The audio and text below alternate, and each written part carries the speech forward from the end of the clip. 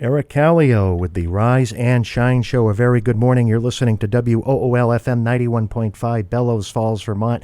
It is a Wednesday morning, the 2nd of July, 2025 at the 7 a.m. hour. I hope everyone is off to a great start on this Wednesday morning. We got 70 degrees outside right now, a little cloudy, little fog this morning, but it's expected to burn off later. I have a special guest with me this morning by the name of Ginger Ragaishis, and I learned how to pronounce your last name, Ginger, through your website. You said that it is synonymous with tedacious, so I hope I got your last name pronunciation correct. Yes, you did. Perfect. Thank you so much. And just a little background about Ginger. Her and her mom are heading up the Defying Limits organization. They are a nonprofit that deals with some wonderful stuff in the community as it relates to people with disabilities. Also, Ginger was the Miss Vermont 2023 teen. And as you know, I had Miss Vermont Teen 2024. That was Charlie Royer last year. And I'll have the Miss Vermont Teen in a couple weeks. So I was lucky to have the 2023 person. So good morning, Ginger.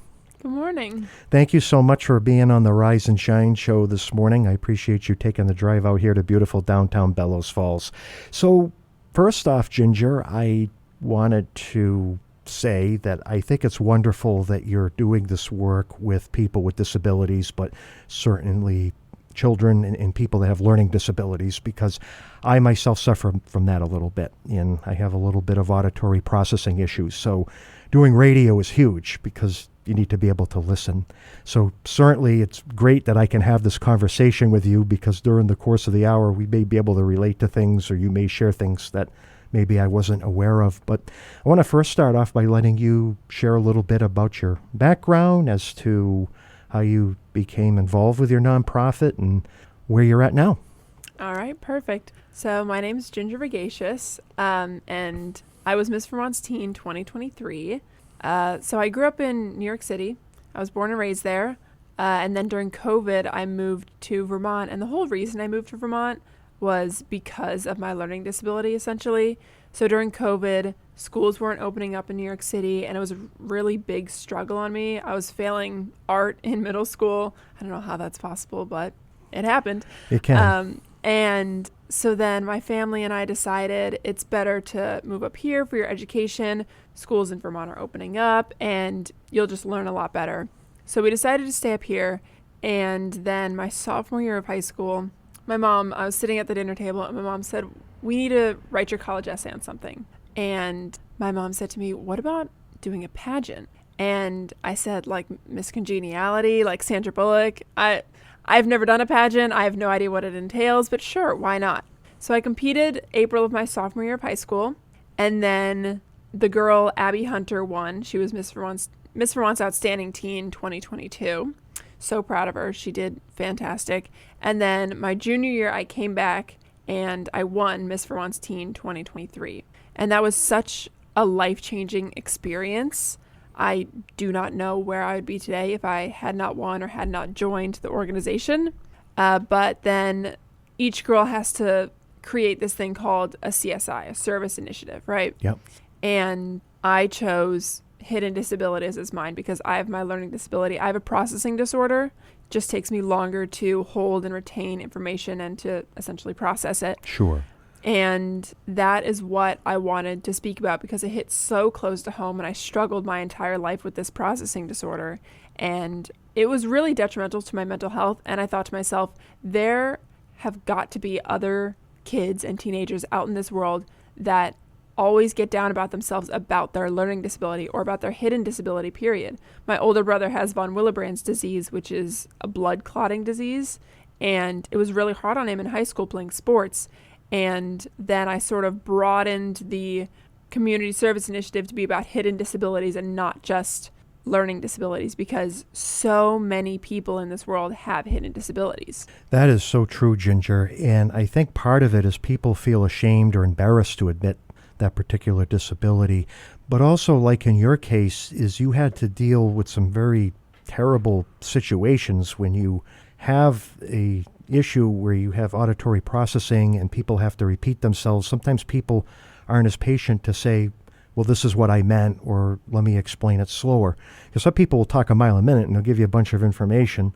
And I know for myself, and maybe you feel the same way, Ginger, that I need to take things in small bites so that I can build up to the larger whole and do a good job. Definitely. Definitely. And also, when you think about that kind of disability as well, that people can still function with that. It's not just that people have that, but if people have awareness of it, they can work with people like yourself to not only respect where you're at, but to work together, because we're all a diverse community and we're not all people that are perfect. So yeah.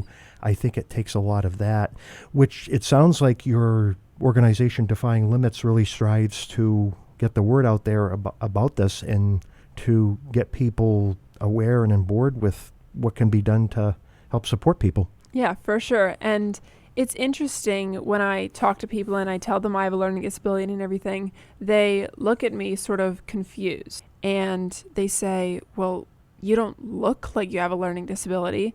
And I said, people with learning disabilities don't look a certain way. That's right. Not really how it works.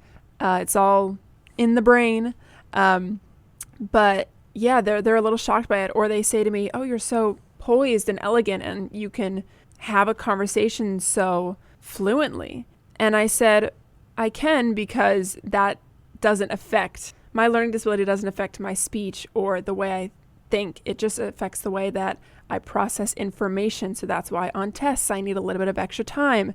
And like you said, I break things up into segments. Like sometimes I take part 1 one day and then part 2 the next day. So I can really, my brain can really lock in and focus on each step at a time. And when you do that, Ginger, does the result often come out better, that you're scoring better on tests or reports? Yes, absolutely. I remember my sophomore year of high school, I took chemistry, and I was really, really struggling through chemistry. I am not a science person at all. I'm a theater major in college, but science and me do not bode well together.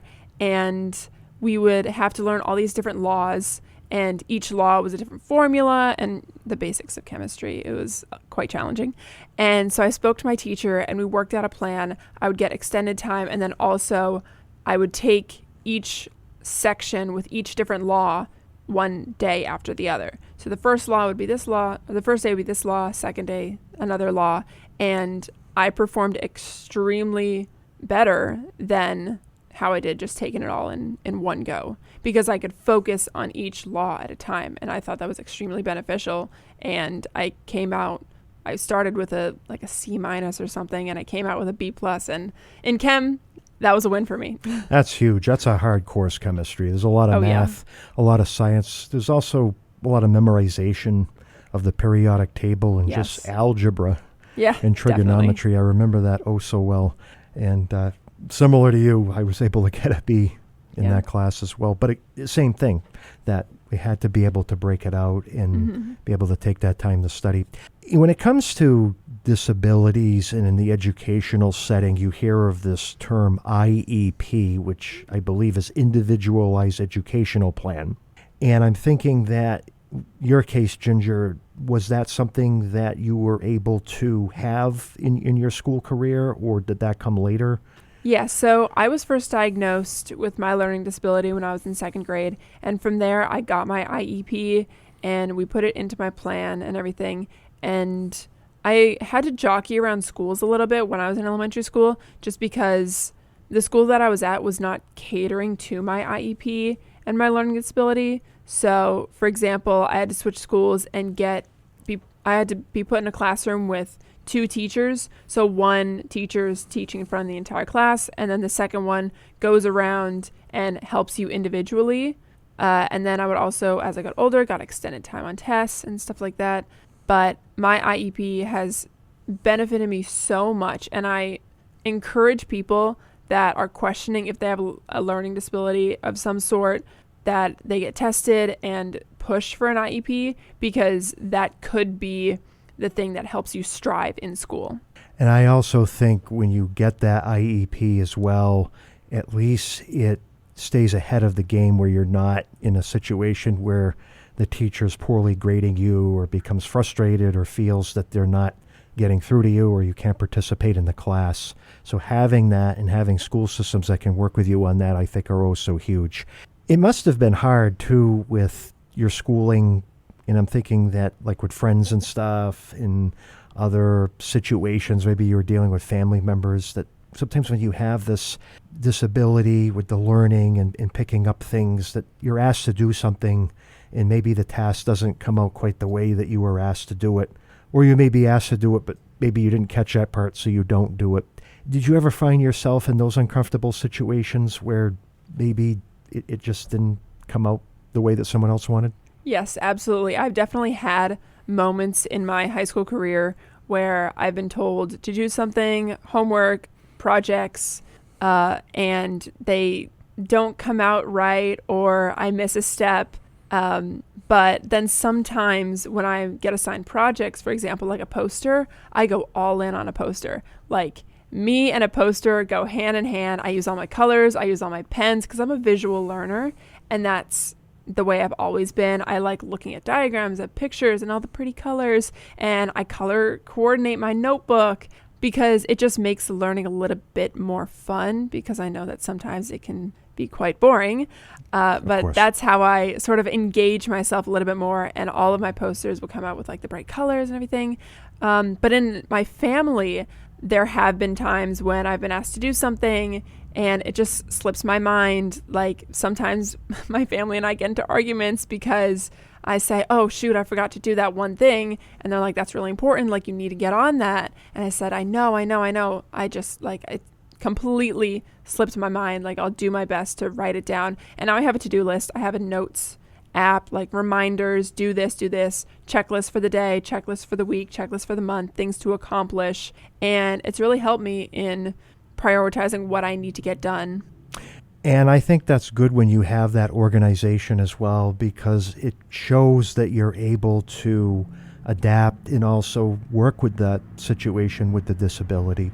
And again, as you said earlier, Ginger, and I like how you said this, how, you're not going to see a disability in someone sometimes. And I think that's kind of unfair if someone says that, because, we all don't look that way. And we can still be normal people doing everyday normal lives when we have a situation, whether it's a learning disability or even for that matter, a physical disability. Now you're in college and you're going to be a sophomore? Yes. Perfect. And I was reading in your background, you were down in Alabama. Yes, and I you're was. going to be coming closer to this area, New York City, I think? Yep. What made you decide to get into acting? Oh my gosh. I have been acting since I was, maybe kindergarten. Since the longest I can remember, I was doing the plays and the musicals in elementary school.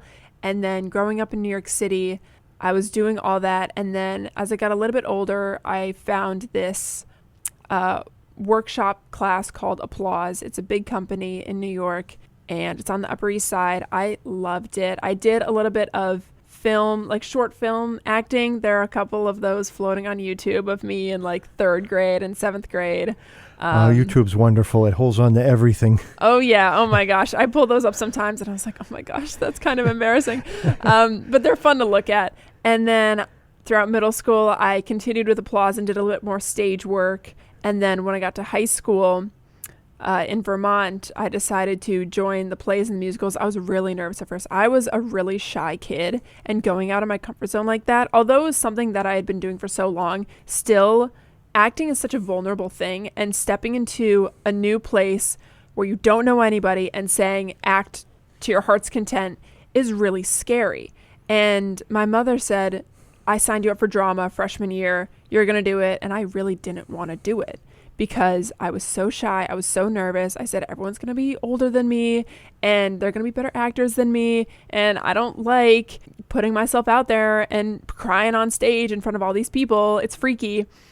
But then once I got my footing, my sophomore year, I tried out for the play and I got a role and I built a wonderful community. I got closer with the director and the school.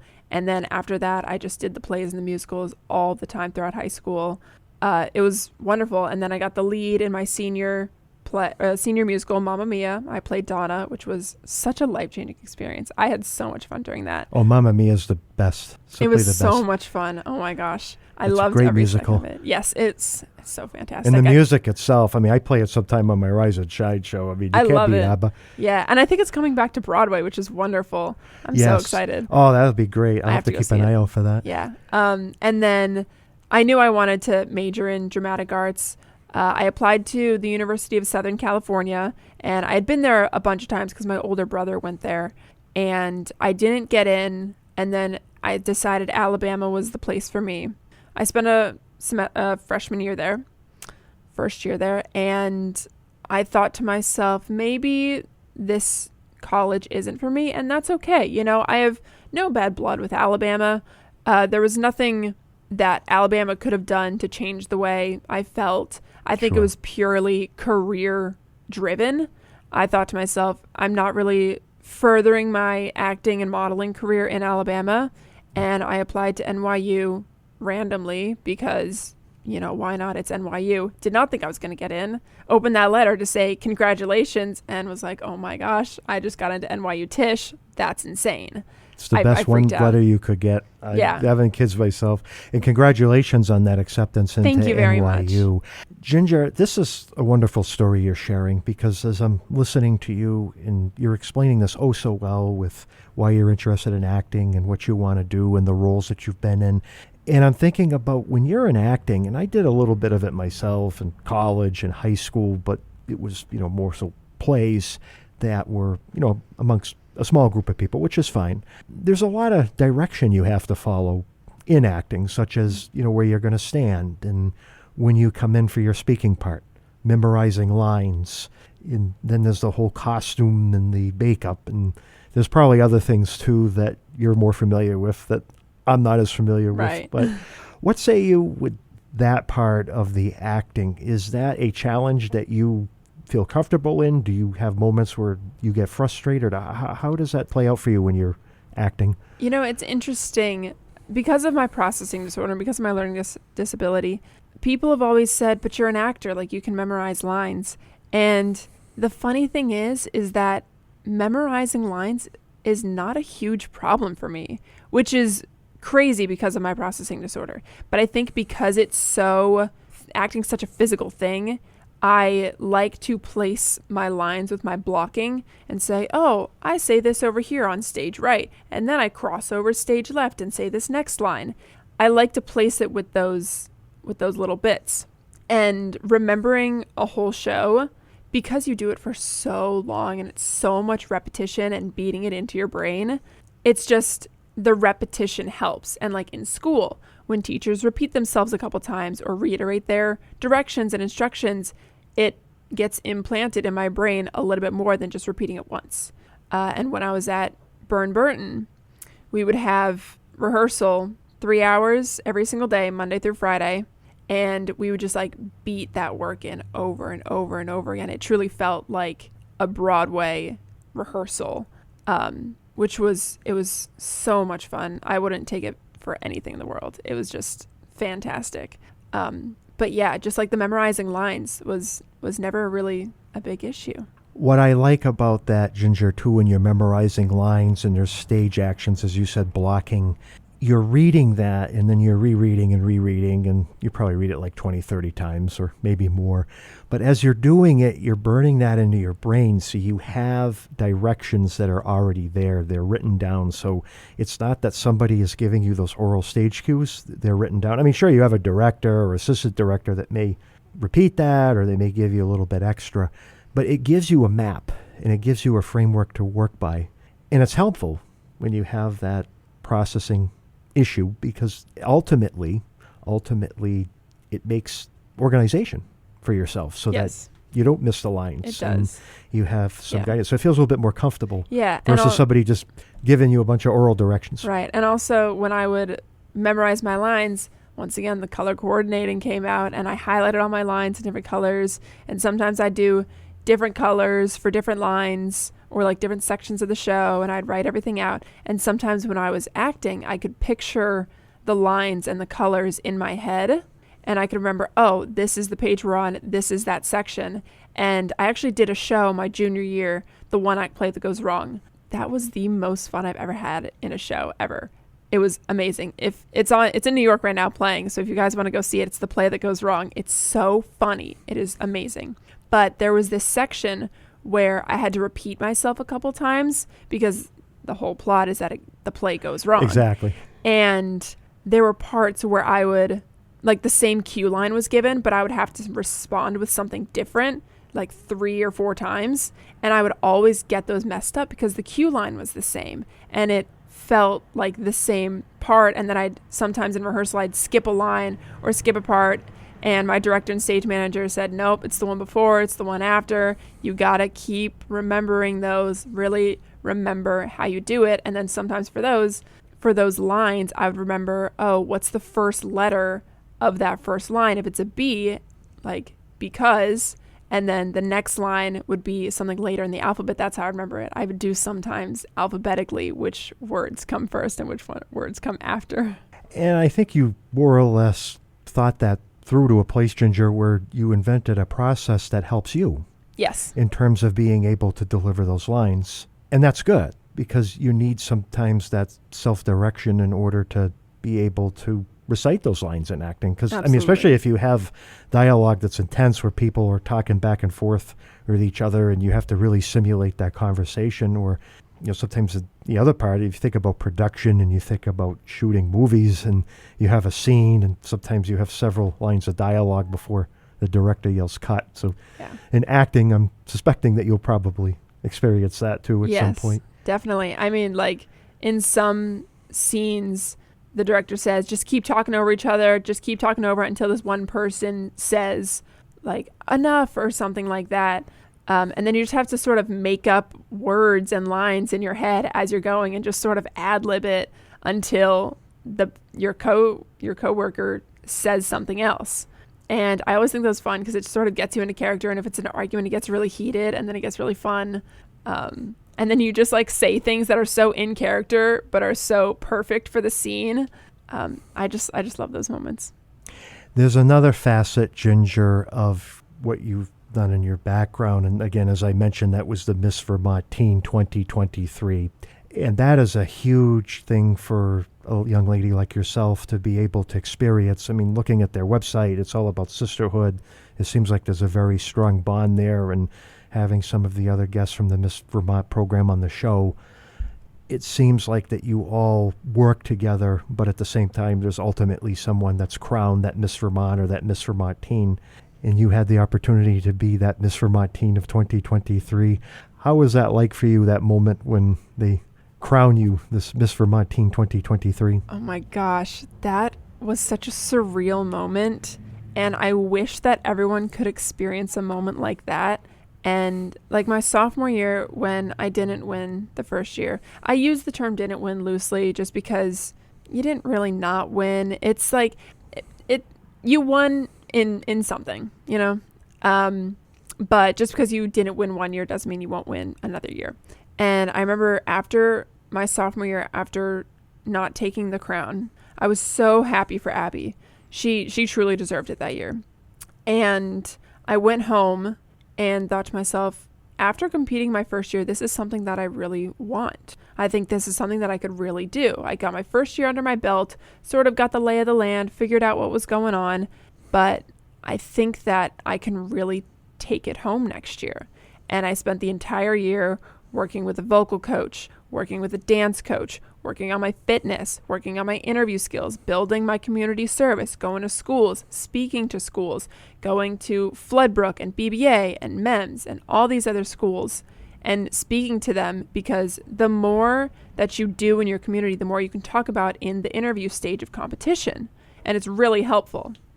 And then I remember going into competition that weekend and I thought to myself, you know, I'm a junior in high school. Whatever happens, happens. I'm not going to, you know, put my whole life on the line for this. But if I win, great. If I don't, great.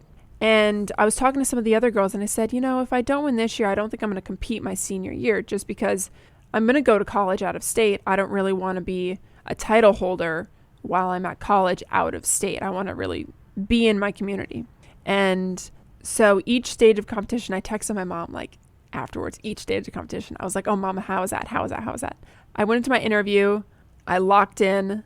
It was such a fantastic interview. They were so lovely. And, you know, it's always good when you make the judges laugh. Of course. And then the next day, Mom was in the audience and my aunt was here and my brother was here and my dad was here.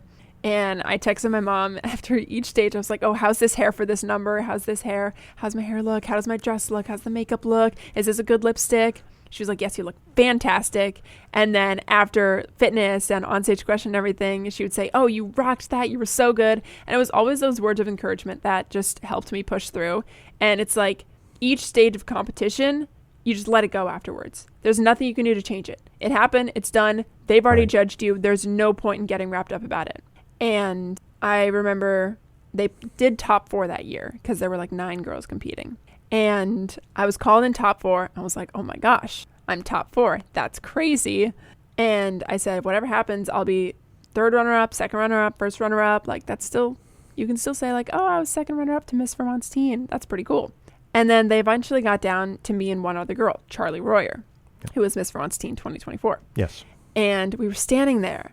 And, you know, the auditor was saying all this stuff. Oh, the first runner-up can't fulfill, or the winner can't fulfill her duties. The first runner-up will take over. And I was like, oh my gosh, just get to the name already. Suspense. And so it was so suspenseful. Oh my gosh, there were butterflies in my stomach. It was so nerve-wracking and so scary because I said, I'm going to keep my composure with whatever happens. All right. And I'm not going to be that first runner-up that is just heartbroken and just makes a scene because that's not who I am. And we were standing there and she said, your first runner-up is Charlie Royer. And I think my whole body just like blacked out. I don't remember a single thing that happened. I was just like, oh my gosh, I was hyperventilating. It's that moment of like release when you know that you've worked so hard for it and it finally pays off. And you're like, oh my gosh, I did it. I accomplished that goal. It is so rewarding. And Alexina and Abby, who were the outgoing title holders, were coming in with the sash and the crown, and I had to squat real far down because Abby's a lot shorter than me, and I'm 6 foot, and so I had to really crouch down for that. And she put on the crown, and I was waving, and I was like, oh my god, I won. And I turned to the stage left in the wings, and I look at my teen director Brittany, and I go, what do I do? And she's like, come here, we'll fix your crown and everything. And then I kind of missed my Miss Get Crowned as I was like freaking out. But it was such a rewarding year and such a life-changing year. And gosh, it was amazing. I want to do it again so bad. I think about everything that you described there. And there's another thing that comes to mind as exciting as that was. And you went all the way to the top there, Miss Vermont Teen 2023.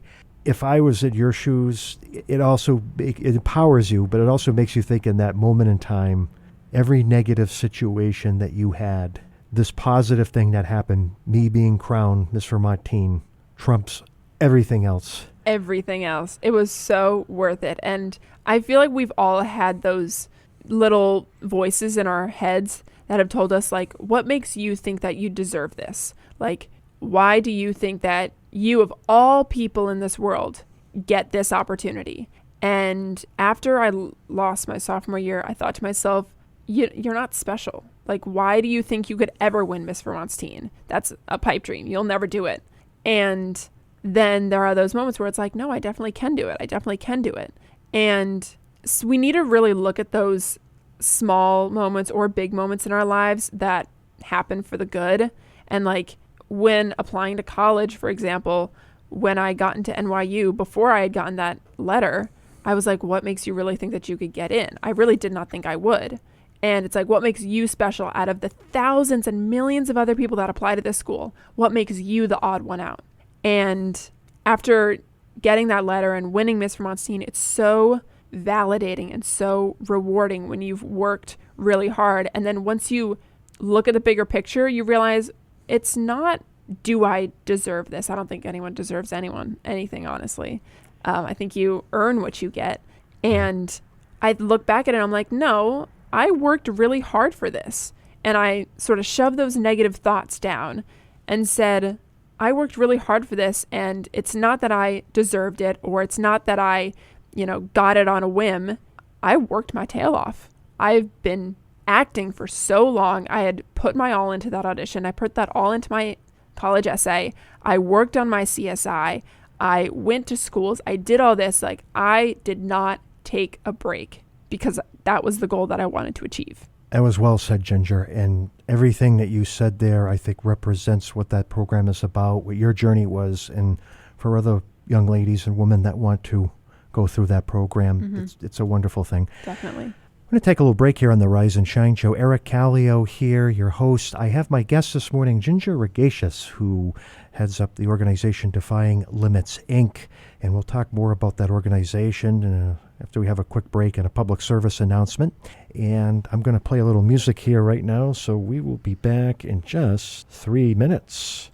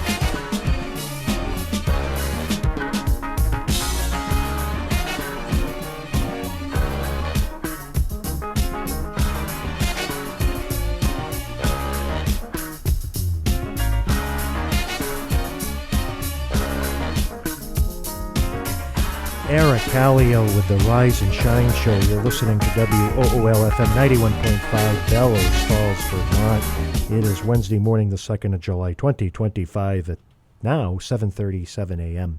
Ginger, this morning, has volunteered to read a PSA as it relates to the Saxon River 4th of July celebration. Ginger, I always ask the Miss Vermont and Miss Vermont teens to do this for me on the show because you talk so well. And I figured because you're going to acting school, I'm sure this will be part of your curriculum to do voiceovers or reading. So with that said, I'm going to let you share with the listeners this morning what's going on this Friday, July 4th. All right, sounds good. Everyone loves a parade, and this year's theme is Where Magic Happens. Bring your family and friends, eat great food, listen to the Gaslight Tinkers on the bandstand, play some games, and have a fantastic day. Interested in participating in an even bigger way? Be in the parade. Calling all parade entries. Do you want to make a float, drive your classic car, walk with your garden club, or let us know how you want to participate? The best entry will receive a $500 prize. Are you a vendor? Join the celebration and sell refreshments, crafts, amusements, and more. Game sponsors. We're looking for sponsors for our children's games. Sponsors range from $65 to $250. Volunteer. Do you have some time to spare? Volunteer either in the pre-event planning or on the 4th. Bakers wanted. Are you a baker? Enter a pie in the pie contest. There will be various categories and fun prizes. For more information on any of these opportunities, visit srvt4th.org. Thank you very much, Ginger. That sounded so well. And, you'd be a great co-host if Thank you. if you were closer to the area. And I just want to remind the listeners that if you go to our website, wool.fm, and click the events link, it'll bring you to the Mid-River Bulletin Board Events and Information tab. You can find these listings, copy any sort of information onto your browser. Of course, if you don't have access to a device at the time that we read these, we try to read them as slowly as I can on the show so you can jot down any pertinent information, again, such as a website, email, phone number, and so forth. All right, Ginger, let's get back to our discussion here this morning.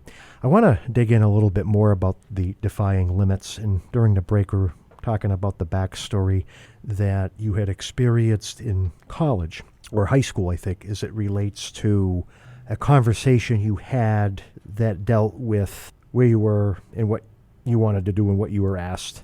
Mm-hmm. And that really set you off, I think. And I was hoping maybe you could share that. Yeah, so actually, when we were talking about it, it sort of jogged my memory a little bit.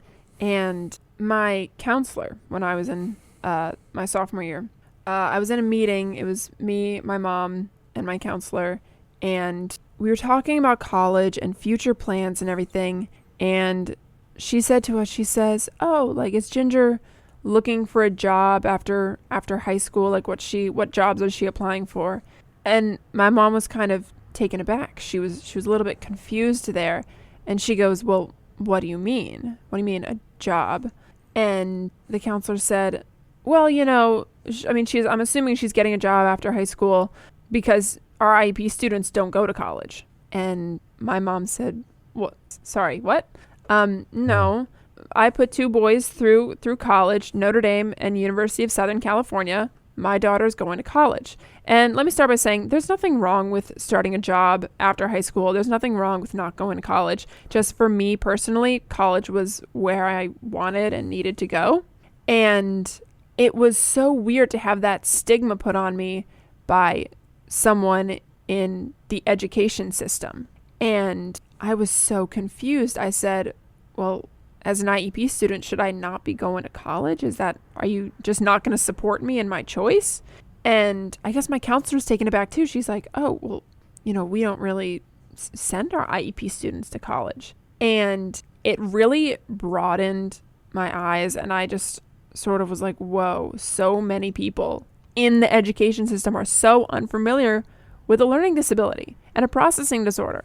I said, how can you be in the education system and not be fully aware of it? It was crazy to me. And that's why I sort of founded Defying Limits, was because not only are teachers and counselors unaware of it, but if they aren't aware of it, I bet you loads of other everyday people aren't aware of it either. And that's why I started Defying Limits, is because it's such a universal thing that so many people aren't aware of or aren't well-rounded about it. In Defying Limits, if you don't mind, I'd like to share your website, defyinglimits.net. And you do have a website that talks about your background along with scholarship earners. You have a blog, and you can also make a donation. And I definitely wanted to share that on the air because definitely would like to have people, check that out. It sounds like that this organization, Defying Limits, that whole experience you had was the precipice to starting the Defying Limits, but also as I think about your journey, you did get into college. Yes. You did go to the University of Alabama. Yes, I did. And not only did you get accepted there, but you also came in a very good position. Yes, I did. Thanks to the Miss America organization, after I won Miss Vermont's teen, I got a full ride scholarship to the University of Alabama, which is fantastic. Free college is free college. I think it's wonderful. And a lot of people don't realize that, is that all state title holders get a full ride to the University of Alabama. And I mean, if it's free, I'll go. Yes. And I really took the time to think about it, think about Alabama and everything. And I applied to other colleges as well. And Alabama had so many good things that I was looking for. And it wasn't just the full ride. I wanted to make sure that I was going to be happy there. And touring it, I wanted a huge school. Alabama checks that list. I wanted sororities. Alabama checks that list. I wanted football. Alabama definitely checks that list. Yeah, they are very good. Very good. But there were so many things that just went right into my list. And I started there and I really enjoyed it. I really enjoyed it. And the thing that I hate is when people talk about pageants and they say, oh, it's just a beauty pageant. It's just a beauty award show or whatever.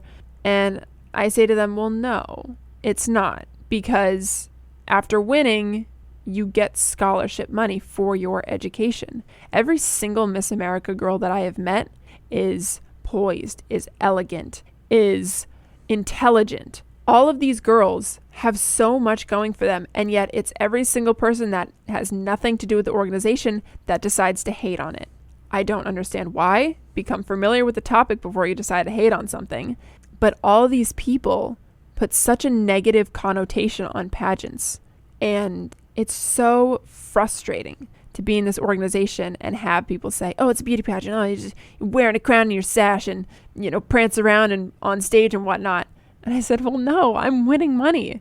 I got a full ride to college. I don't think people realize how big that is. That is huge. Especially nowadays, college is so flipping expensive. For sure. And having that full ride for a year, amazing. Do you think reality TV puts that perception in people's heads? I think so. I think also there was this documentary that came out, I think a year or two ago, about Miss America. And it was a bunch of past Miss Americas talk about the organization. And I don't think that docuseries helped at all. I think there were definitely some negative things that had happened. And sure, like their experiences, I'm not going to invalidate their experiences, because what they went through is what they went through. But only highlighting the negative things is just not the way to go. I mean, it's going to happen in media. We only highlight the bad things, and it's a little frustrating because there's so much good that happens in the world as well. And we feel like we need to highlight those a little bit more instead of just talking about death and crashes and all this random stuff. But I think that documentaries and such need to highlight the good that happens and the sisterhoods that you build and the bonds you form. I still talk to my Miss Oregon's teen and my Miss West Virginia's teen from nationals, and they live on the other side of the country, but I still keep in touch with them because they were my closest friends at Miss America's teen. Well, you also shared living space there for a short time, and you were working together and living together in all competing for the same thing, but ultimately, as you said, you're the sisterhood, and you're all supporting the person that is going to win that crown. Yeah, because we all know that it's going to be out of the 51 girls, now 52, one of us is going to win. Majority of us are not going to. And we all walk into that week accepting the fact that we're not going to win. We're going to try our hardest, but there's no guarantee. And it's mostly just forming the bonds that you have with these other girls, because you're never all going to be in the same place ever again. It's such a special moment and it's such a special week. And I'm so glad that they make such a big fuss about it, because I had the week of my life there. And after competing at Miss America's teen, it was so rewarding. And then placing top 11 at Miss America's teen was crazy. Oh my gosh. Miss Top 11, what does that look like? Is that the top 11 from all the states, and then it works down and eventually they get to the top person? So pretty much you go through all the stages of competition. You do your interview, your onstage question, your talent, your fitness, and your evening gown.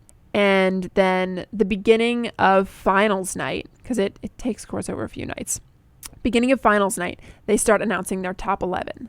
And I was standing up there on that stage, and they called 3 girls down, and the auditor said, and our 4th girl making it to the top 11 came all the way from Vermont. And I was like, oh my God, I just made top 11. I just made history. Vermont has never placed top 11, ever, teen or miss, like in the 100 years that it's been going. Never, ever. And the fact that I placed top 11 from Vermont is crazy. It's huge, Ginger. Which I'm still flabbergasted by that. And I was up there and I said, okay, I don't care what happens after this. I'm just going to have the time of my life because I accomplished the goal that I wanted to accomplish. And I said, I don't care if I win or not. So I just had fun the rest of the night. I did my onstage question. I did my evening gown. I did my fitness and everything and my talent. And I just had no regrets. I just let it all out on the stage. It was fantastic. It's a huge accomplishment. And to get that far, and you'll always remember that the rest of your life, always. How far you were able to get there. Ginger, I want to share this over the air. You are actually an author. I am. And this is the first time that I've had an author on the air. Oh, wow. And I want to share that you have written a book called Student of the Month. This was written by Ginger Ragaishis, is illustrated by Elena Kiptalea, if I said that right. And I want to thank you in advance here for autographing this book. But I just want to ask this question, and I always like to ask when it ever comes to like a book, because it's so huge to put this in writing, and it takes hours and hours to write these things, I'm sure. I mean, it probably took you some time to put this together based on your experiences. What did you want to convey with this book, or what message did you want to deliver without spoiling the book? Because people that obviously look into it. What message did you want to convey with this? So I remember going to schools and making a presentation and everything. And I know that kids can get very antsy with those, especially younger kids. And I know me personally, I would not pay attention to the presenters that would come in. It happens. And I said, presentations are kind of boring. And I thought to myself, I have a presentation for now, but maybe I should do something a little bit more interactive and something that can hold their attention a little bit more. So I decided to write this book. And it's called Student of the Month. You can find it on Amazon by Ginger Ragaishis. So go look at it on Amazon. You Excellent. Can buy it hardcover or the floppy cover. And so it's about my story in New York, getting diagnosed with my learning disability and everything. And it's about this girl. Her name's Rory, aka me. And she goes all over the city, and she goes on this adventure with her best friend, and she gets diagnosed with her learning disability. And the way I describe it is like a puzzle piece. Finally, the last puzzle piece being put right in the center of the puzzle. And you know when it's really annoying and you're like, oh, that stupid piece is just not there and I can't find it and it's just incomplete and I don't know where it is. You eventually find it and it's like, oh, it's on the floor, it's under the table. And you put it in and the picture's complete. You have the whole picture and you can finally see how everything fits together. And that's how it was getting diagnosed with my learning disability, because I'd struggled so bad. And I was like, something's not right. And my 2nd grade teacher told my mom, was like, this girl can't read. She can't read at all. She's in 2nd grade. She should be able to read and she can't. And I had 2 really, really, really smart older brothers. And so my teacher knew and taught my 2 older brothers. And my teacher knew. She was like, I don't see the same patterns that you had for your 2 boys. And so I got diagnosed with my learning disability, and they said, you had a processing disorder. And I was like, yeah, that kind of checks out. And I didn't really care because I was in 2nd grade. I was like 7 or 8.